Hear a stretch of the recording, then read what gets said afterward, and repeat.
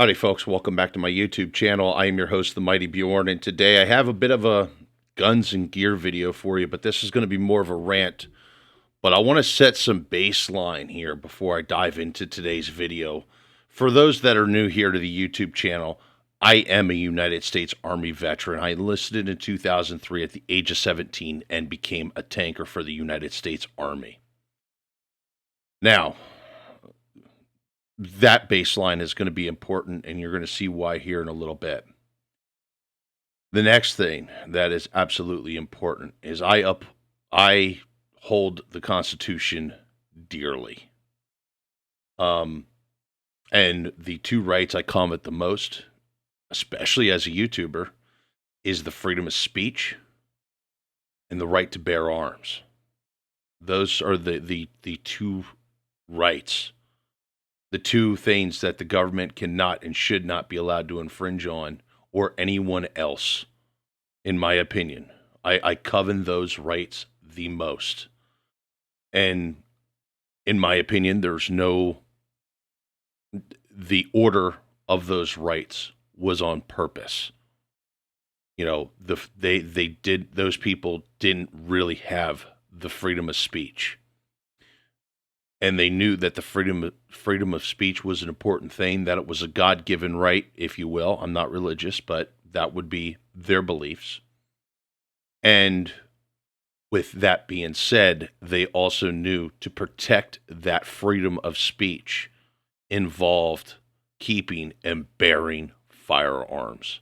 And that was the only way we were going to remain a free country, was by keeping and bearing firearms. So the context of today's video is apparently a Marine here got on a bit of a rant. I don't know if he's an ex-Marine, current Marine. I don't know. He claims he was a firearms instructor. I'm just going to take his word for it. I'm going to take it for face value. I'm not going to call him a liar. I'm going to show the footage here of his rant, and I'm going to tear this apart. And I'm going to try not to rant myself or get off track here too much. But I'm going to sit here and weigh in on his rant. Okay, now I covered his name. This is his TikTok. I covered his name to essentially protect his identity. I don't want anyone going to send this guy hate mail or anything like that. He does have a freedom of speech, and he can weigh in on something, on whatever he wants to. That's his right. And I'm sure he understands that as a Marine, that's a part of the Constitution. And that's, folks, you got to understand, when we Marines, Army, Navy, doesn't matter who, when we swear in, we swear to the Constitution. We don't swear to our political beliefs or our religious beliefs or to the President of the United States. We swear to protect and defend the Constitution. So I want to put that out there. So, like I said, I'm essentially, even though I'm not protecting his face, I'm protecting his TikTok so people aren't sending him hate mail. All right, let's get into it here. I'm glad that you said that you're a Marine Corps veteran, because I wanted to bring this point up. How many times? Oh, and I forgot to disclaim that he's actually ranting at someone. Not ranting at me, just someone. Times a year do you have to go as a Marine to re-qualify and prove that you are competent and proficient in the weapons that you have been issued? I'll answer that for you as a former rifle pistol coach in the Marine Corps. You have to go annually. Okay, I want to pause it there. That's the same case for the Army. Every year, had to qualify for the pistol. Had to Well, I had the M9. Had to qualify for my M16A2, as well as also to qualify and prove that I was competent with both the M240 machine gun and the Browning M2HB machine gun that the tanks came with, as well as I had to prove that I was still competent and capable with the tanks. So that was pretty much every year. Every year I spent 2 weeks in the field in a tank, essentially just proving that I'm competent, essentially almost like a qualifier. And how long does that take 2 weeks, right? Yep. Okay, I'm going to pause this right here. Now, this is what I'm going to say. I don't know if that's true. From what I can tell reading on the internet and seeing other people, not just this gentleman here, say that it's 2 weeks for the Marines. That does seem to be true with the information I have at hand. That being said, for the Army to qualify with the pistol, to qualify for the M16A2 when I was in the service, it was not 2 weeks. Now, that being said, I was Army. This guy's claiming he's a Marine. So I'm just going to take it for face value. A week of grass week and then a week of live fire. Isn't that right? So in the Marine Corps, you have to go for 2 weeks out of your life and prove to the Marine Corps that you are still proficient in the weapons that have been issued to you. Now let's take it a Now, I do want to point out, too, what I think is great about everything he just stated. And honestly, I think it's great, even though I think his attitude's a little piss poor, is he's pointing out a well-regulated militia. That is within the Second Amendment about a well-regulated militia. And that is essentially a provision to allow Congress to essentially set rules and regulations for the military. Obviously, the militia has changed over the years of what it is, and essentially now it's the Marine Corps, the Navy, the Air Force, the Army, etc. So it's really interesting that he brings this up. step further. Let's say you're a private through a sergeant that's living in the barracks in the Marine Corps. Are you allowed to store a firearm in your barracks room? The answer is no, you are not. If you privately own a weapon, you have to go and register that weapon with the Provost Marshal's office, and then they issue a receipt to you saying where your weapon will be stored and kept safe for you. Why is Okay, once again, still, he's just kind of still going on the well-regulated militia. As far as I can remember, what he just stated is true. I don't remember it going to the marshal, though. I remember it going to the armorer. Memory may fail me. And that's just something I really don't know that much about because I've never personally dealt with it. I've never brought any of my weapons on the base. So, yeah, I can only take... And, of course, the rules and regulations for the Army and the Marine Corps might be slightly different between the two. it that the United States Marine Corps, the finest fighting force on the planet, is more restrictive in who and where firearms can be stored and possessed than the average 18-year-old in the state of Texas? Okay, once again, he's still stating a well-regulated militia, a military arm that is controlled by the Congress. Okay, so he's still focusing on the militia part. And this is, I'll get into this in a little bit, but it's like, okay, I get you, buddy. You're focusing on the militia. Have you actually ever taken the time to read the whole Second Amendment? Why? You see, your plan is to just do nothing and ignore the problem and continue to pray and hope that it goes. Actually, no. Republicans on the right have been pushing for changes in a long time because we've realized since Sandy Hook, maybe prior, that guess what? Gun-free zone signs, they're not protecting anyone. There's been arguments, debates, etc. for a long time now, too long, on improving security in schools, improving the security of the school itself, such as bullet-resistant glass, alarms, etc. And some states have gone so far as recently as allowing teachers that has concealed carry permits to carry in school if they want to. Now, one argument on this side is I see a lot of teachers saying, I ain't going to do that. This is bullshit, blah, blah, blah. And it's like, that's fine. That's your choice. But for those who do want a concealed carry, they're allowed to. And that being said, in all honesty, I mean, I was in ROTC in high school. If my ROTC teacher wanted to carry his 1911 or Beretta in school on his hip, or, keep it locked in his desk or whatever he wanted, really wouldn't have bothered me. But I also had a sergeant major that was the sergeant major that was the instructor of my class was Special Forces. He was a Green Beret. And then we also had a major who was in the infantry. So, that is what it is. And obviously there was actually teachers in my school that were also hunters, and they were also civilian firearm instructors.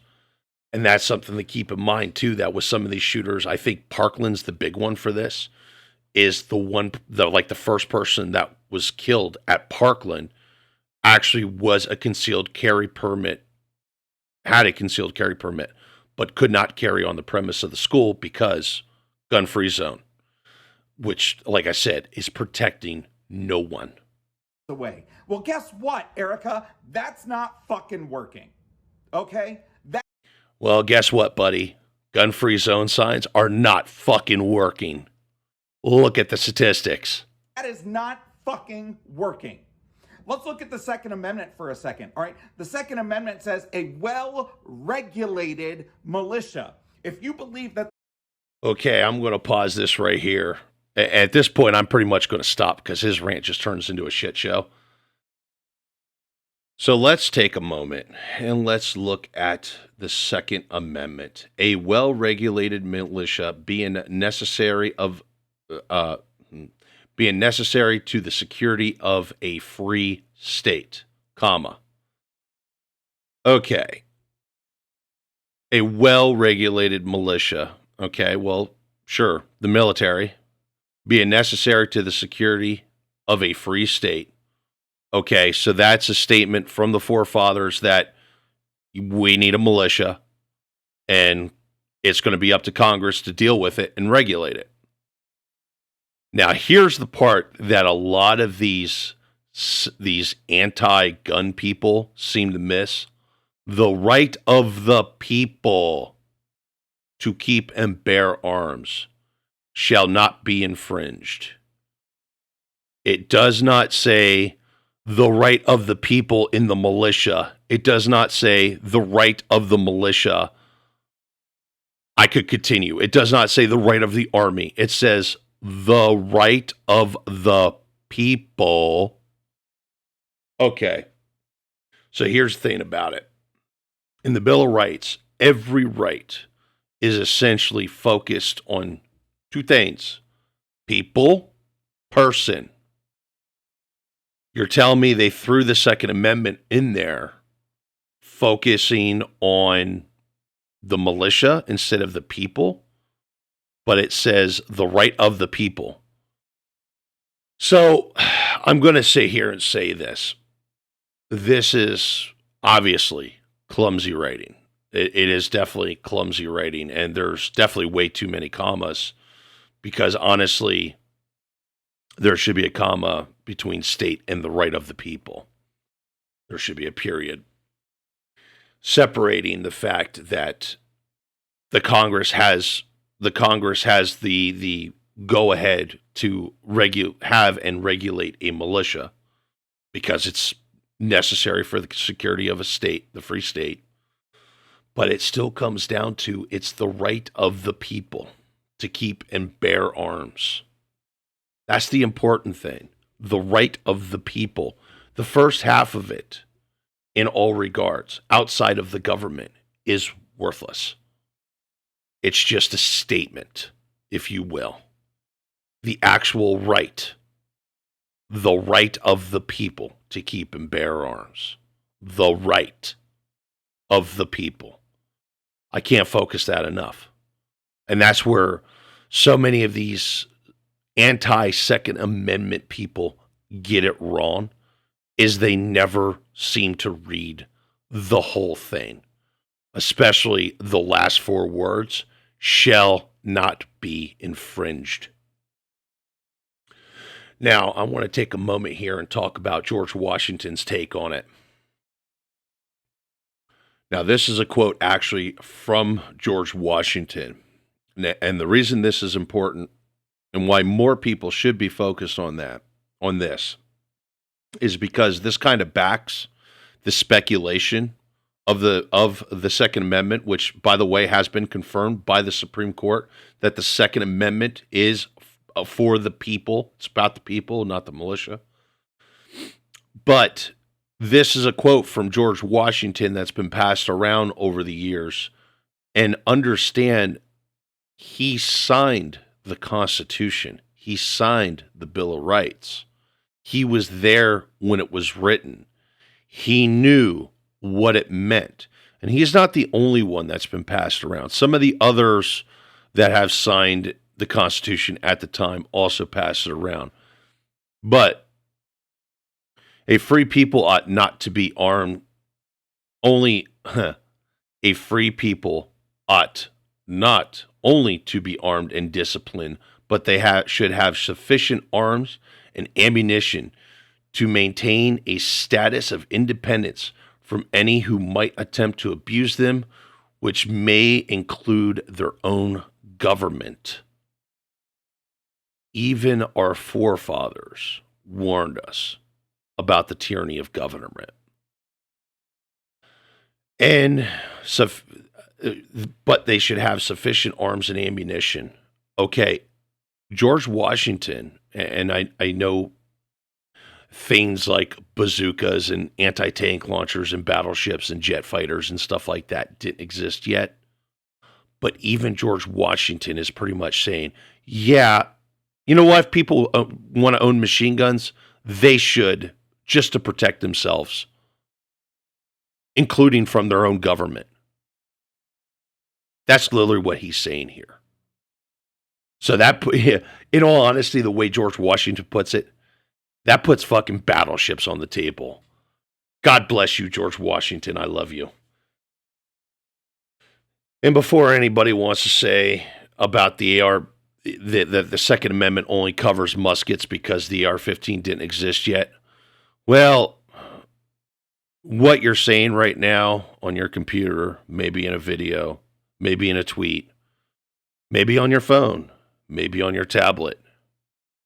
Well, you're exercising your First Amendment. And you're not allowed to. You're going to have to get off your ass. You're going to have to sit there and write out a letter to me, write out a complaint letter with a quill pen and deliver it to my house by some guy on a horse. And then we'll talk why you're wrong. Because seriously, you got to think the same thing. The First Amendment carries over to things like internet conversations, to typed words as well as written words, to printed words as well as written words, and spoken words, and etc. And it's the same thing with AR-15s. It's the same thing with Glocks. Any modern shotgun, which is hilarious because everybody's got their panties in a bundle about AR-15s. Go look at the shooting statistics, including the mass shooting statistics. The AR-15s isn't the problem. But hey, that's just me.